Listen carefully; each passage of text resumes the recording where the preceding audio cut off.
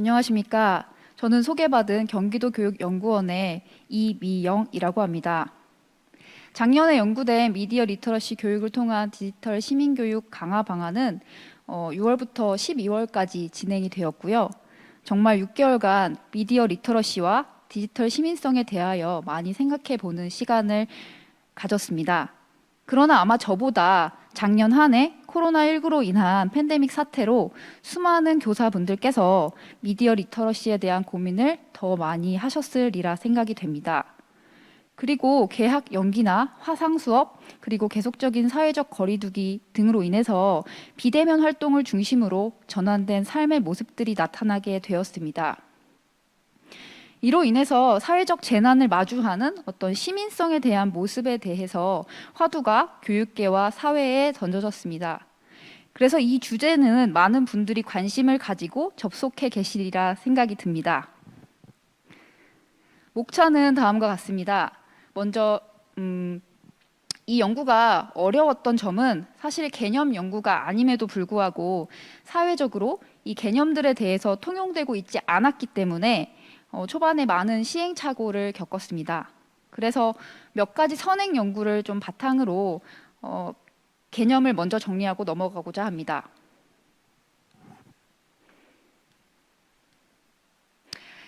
저희 제목에 나타나 있는 세 가지 개념들을 정리해서 말씀드리고자 하는데요. 먼저 미디어 리터러시입니다. 미디어 리터러시는 사실 역량이라고 생각을 하시면 될 것 같고요. 미디어를 통해 쏟아지는 정보와 문화에 대한 접근, 분석, 평가, 활용 등으로 그 콘텐츠의 구성과 공유를 통한 사회적 참여에 대해서 그런 능력과 태도를 포괄하는 개념으로 정의를 내릴 수 있습니다. 시민교육은 많이 들어보셨을 텐데요. 그 민주시민교육, 학교 민주시민교육 등 시민교육에 대한 이야기들이 많이 있는데 여기서 시민교육에 대한 정의는 교육부 정의를 가지고 왔습니다. 그래서 주체적인 시민이 민주주의의 가치를 존중하고 서로 상생할 수 있도록 시민으로서의 역량을 향상시키는 교육을 이야기하였습니다. 디지털 시민교육 같은 경우에는 디지털을 사용한 시민교육인가라고 생각하실 수 있지만 디지털 사회에서의 시민교육을 이야기합니다. 그 재작년에 저희 연구원에서 디지털 시민성과 관련된 그 개념 연구가 이루어졌는데요.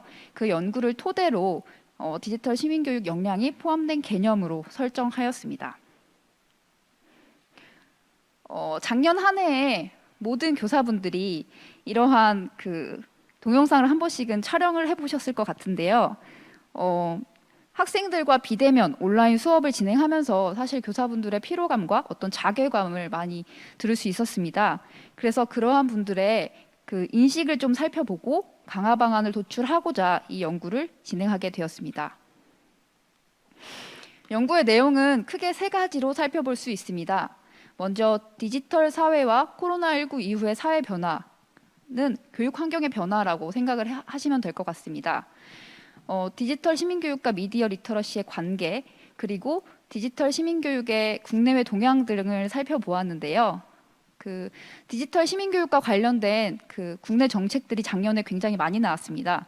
과기정통부나 방통위나 교육부에서 디지털 시민교육과 관련된 그 정책들을 정리하여 제시하였고요. 또한 해외 사례를 고찰하여 내용을 정리하여 넣었습니다.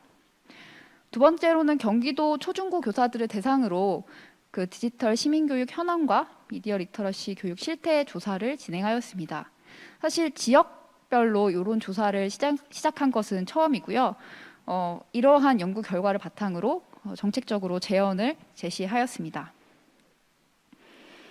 연구 방법은 앞에서 말씀드렸던 연구의 내용들과 같이 연관이 됩니다. 그래서 문헌 연구와 면담, 그리고 설문조사, 전문가 자문 등을 시행하였는데요. 설문조사 같은 경우에는 3,000명을 표집하였습니다. 그래서 초등학교 교사분들이 42.4% 정도, 중학교 교사분들이 30%, 그리고 고등학교 교사분들이 27% 정도 응답을 해주셨습니다. 연구 결과입니다. 이 페이지에서는 사실 디지털 사회의 특성을 살펴보실 수 있는데요. 코로나19 이후에 어떤 교육 환경이 좀 변화했는가를 이 6가지 그림으로 제시해 보았습니다. 사실 디지털 사회의 특성에서 조금 더 그 영역이 확장되었다, 공간이 확장되었다라고 생각을 하시면 될 것 같습니다. 다음은 설문조사 결과인데요. 교사분들에게 디지털 시민교육에 대해서 어떻게 인식하시나요? 라고 질문을 했을 때 아무래도 초등학교 선생님들이 가장 높다라고 반응을 해주셨고요. 그렇다면 왜 그렇게 생각하시나요? 그 이유에 대해서 저희가 각각의 문항에 대해서 넣었었는데요. 가장 높게 나타난 것이 사회 변화에 따라서 디지털 리터러시 역량의 필요성이 증가했기 때문이다 라고 응답을 해주셨습니다. 다음으로는 디지털 시민교육에 대한 교사 역량에 대한 질문을 드렸는데요. 자신이 역량이 높은지 낮은지에 대해서 여쭤봤는데 대체로 높은 편이었고요. 그렇다면 왜 그렇게 인식을 하시는가라고 살펴보시면 그 아래쪽에 3가지 정도를 보시면 되는데, 정보의 관련성과 신뢰성에 대한 비판적 사고 역량이 높기 때문이다. 그 다음에 디지털에 대한 지식과 인식 정도가 높기 때문이다 라는 정도의 이야기들을 해주셨습니다. 디지털 시민교육이 학교에서 어떻게 이루어지는지, 학교에서 이루어지는 현황에 대해서 조사를 시행하였는데요. 앞에 막대 그래프들과는 좀 다르게 방사형으로 나타내 보았습니다. 이것은 초등학교, 중학교, 고등학교별로 그 학교 급 간의 차이가 좀 두드러지게 나타나서인데요. 초등학교의 경우에는 아무래도 창의적 체험 활동이나 타 교과와 융합하여서 이루어졌다라는 것이 주로 나타났고요. 고등학교의 경우에는 교과 교육 과정에서만 이루어지고 있었다라는 설문 결과가 나타났습니다. 저희 FGI 결과에서 이러한 내용들과 연계되는 내용들이 있어서 같이 제시해 드렸습니다. 그래서 왜 교과 교육 과정에서만 고등학교가 그 디지털 시민교육이 이루어지는지에 대해서 여쭤보았을 때는 아무래도 입시 위주의 교육이 이루어지고 있기 때문에 그 시민교육이 현실적으로 이루어질 수 있는 시간이 부족하다. 그래서 그 시간 확보가 어렵기 때문에 교과 교육 과정에서밖에 할 수 없다라는 의견을 주셨습니다. 다음은 그 디지털 시민교육 자료를 어떻게 확보하는지 그 방법에 대해서도 질문을 드렸습니다. 가장 높게 나타난 게 그 파란색 그래프인데, 온라인 대학 당전화 학습 관련 사이트 탐색이 가장 높게 나타났고요. 그 다음으로는 아무래도 교육부나 그 시도교육청에서 제공하는 교사 연수 등에서 많은 자료를 확보하고 있는 것으로 알 수 있었습니다.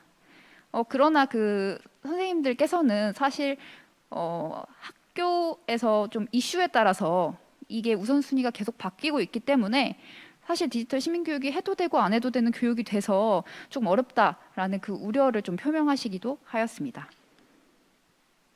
그렇다면 디지털 시민교육을 할 때 어떤 점이 가장 어려운지에 대해서도 여쭤보았는데요. 가장 압도적인 게 콘텐츠가 없다라는 것이었고, 그 다음에 두 번째로 체계적인 교육 과정이 없다라는 것이었습니다. 그래서 기본적으로 아무래도 교사들 사이에서 철학, 그 디지털 시민교육이 어떻게 이루어져야 되는지 그런 철학이 좀 공유되어야 하지 않는가라는 이야기들을 해주셨고요. 그리고 교사분들이 미디어 리터러시 교육을 하다 보니까 어쩔 수 없이 이제 인터넷에서 정치적인 것을 가지고 오게 되고, 그런 것들이 조금 비난을 받는, 그래서 자기 검열을 하게 되는 것들 때문에 자기가 굉장히 난처했다라는 이야기들도 해주시기 했습니다. 다음으로는 디지털 시민교육을 할 때 누구랑 결합해야 되나라는 이야기들이 있는데요. 가장 두드러지는 건 관련 공공기관들이 두드러지는데, 초등학교 급을 보시면 아실 수 있겠지만 보호자가 굉장히 높습니다. 그래서 초등학교 선생님들한테 지금 현재 상황이 어떤지 여쭤봤을 때 사실 교사분들께서 학생들도 가르쳐 줘야 되지만 학부모님께도 디지털을 어떻게 사용해야 되는지 그러한 활용 방법에 대해서 알려줘야 돼서 참 난감했다라는 이야기들을 해주셨습니다. 코로나19 이후에 그렇다면 디지털 시민교육에 대한 인식이 높아졌는가 낮아졌는가, 이러한 중요성의 척도는 3가지 척도로 질문을 하였는데요. 물론 가장 높다가 80%로 가장 압도적으로 나타났고요. 그렇다면 왜 높아졌다고 생각하는가라는 인식이 높아진 이유에 대해서는 아무래도 디지털 환경에 대한 노출 시간의 범위가 확장되어서가 아닌가라고 질문을 해주셨는데요. 디지털 환경의 노출 시간이나 범위가 확장되었다는 것은 사실 앞에서 교육 환경의 변화에서 디지털의 어떤 공간이나 그 삶이 이제 학생들에게 거의 체화되었다라는 그 연구의 맥락과 연계가 된다고 볼 수 있습니다. 코로나19 이후에 그렇다면 어떠한 내용들이 강조되어야 하는지도 여쭤보았는데요. 디지털 시민교육 자체가 사실은 약간 내용적인 요소들로 보통 이루어지고 있기 때문에 비판적인 판별이 가장 중요하다라고 나타났습니다. 사실 이거는 팩트 체크나 그러한 부분들을 통해서도 살펴볼 수 있을 것 같습니다. FGI 결과에서는 사실 면담을 진행한 교사들이 의견을 정리한 것으로 이렇게 구분점을 가져보면 어떠한가라는 그 결과를 정리한 것입니다. 그래서 각각의 강조점이 좀 다르다는 것으로 이 표를 참고해 주시면 좋을 것 같습니다. 연구 결과는 다음과 같고요. 사실 강화 방안을 만들기 위해서 먼저 큰 밑그림이 필요하다고 생각했습니다. 그래서 그 비전에 대해서 저희가 3가지 이야기를 했는데요. 먼저 체계적이어야 한다. 그리고 기기 활용이 아니라 좀 민주적인 가치로 확장성을 지녀야 한다. 그리고 학생 주도적으로 이루어져야 한다라는 3가지 비전을 하에 3가지 정책을 제언하였습니다. 학생의 배움과 성장을 위한 시민교육의 패러다임이 좀 전환되어야 한다는 것과 학생 성장을 위해서 주체들의 협력이 있어야 된다. 그리고 미디어 리터러시 교육이 강화된 학습 환경이 좀 구축되어야 한다라는 이 3가지 정책들을 제시하였고요. 세부 내용은 다음과 같습니다. 교육과정에 대한 인식 전환과 함께요. 2015 개정 교육과정보다 확장된 관점이 필요하다라고 제시를 하였는데요.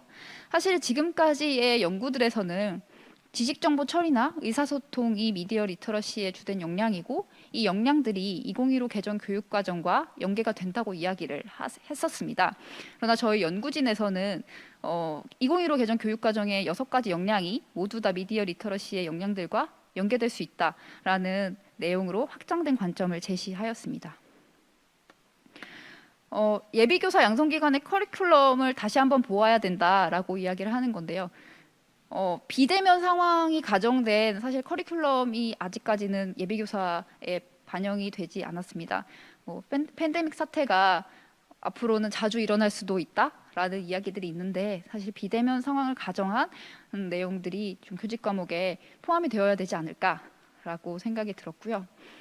경기도교육청 조례를 좀 재검토해야 되지 않나라는 이야기는 사실 경기도교육청은 2020년 4월에 굉장히 선도적으로 미디어 리터러시 교육 지원을 조례를 만들었는데요. 이 조례 자체가 팩트 체크에 좀 집중되어 있습니다. 그래서 저희 개정안에서는 민주적인 의사소통 능력을 갖춘 시민을 기르는 것을 좀 더 확장된 목적으로 제시하여 보았습니다. 그리고 마지막으로 경기도의 학교 자율과정과 연계한 교육과정 개발입니다. 경기도에서 작년에 공청회를 하면서 20% 정도의 어떤 유연성을 주겠다라고 이야기를 했는데 이러한 그 20%의 자율성 안에 좀 넣을 수 있는 교육과정이 만들어져야 되겠다라는 제언을 하였습니다. 주체들의 협력 강화 방안입니다. 각각의 주체들에 대한 이야기들이고요. 교사는 아무래도 미디어 리터러시에 대한 역량, 시민교육 이해, 지도 역량 강화 능력을 향상시켜야 되고요. 그리고 각각의 연수들이 다양화되고 다각화되어야 된다고 제시하였습니다. 보호자 교육의 경우에는 앞에서 설문조사 결과에서도 살펴보았다시피 보호자가 굉장히 가정교육이나 그 미디어 리터러시를 교육하는 데 중요한 역할로서 지금 자리매김을 하고 있다는 것을 알 수 있는데 사실 이게 아동수당과 조금 연계돼서 인센티브를 줄 수 있는 방향을 저희 연구진에서 제시를 하였고요. 그리고 디지털 시민교육 담당 부서에 대한 인력 문제와 예산 문제를 다루었는데요. 사실 경기도 교육청 안에는 디지털 시민교육을 담당하는 부서 자체는 없습니다. 그래서 중장기적인 계획이나 정책을 좀 세우기 위해서는 그러한 인력이나 예산을 확보하는 것이 필요하지 않나라는 제언을 하였습니다. 정책 지원의 컨트롤 타워에 대해서는 교육부의 역할로 이야기를 했는데요. 작년에 많은 디지털 시민교육과 관련된 그 정책들이 나왔다고 말씀을 드렸잖아요. 그래서 과기정통부나 방통위 등도 디지털 시민교육을 하고 있는데 사실은 그 교육을 중심으로 좀 재편해야 된다라는 내용으로 제언을 하였고요. 그리고 참여 주체들이 미디어 리터러시 생태계 구축을 위한 어떤 동기부여가 되어야 된다라고 이야기를 하였습니다. 마지막으로 학습 환경 구축에 대해서 말씀드리도록 하겠습니다. 기존 학교 건물에 대한 공간 혁신 관점을 온라인 상황에서 환경 구축으로 좀 더 확장해서 보아야 된다라고 해서 3가지 내용을 제시하였고요. 지금 거의 시간이 다 돼서 다음 저에게 주어진 시간이 많지 않아서 그 자세한 내용은 홈페이지에서 파일을 다운받아서 사용하시면 될 것 같습니다. 지금까지 발표 마치도록 하겠습니다.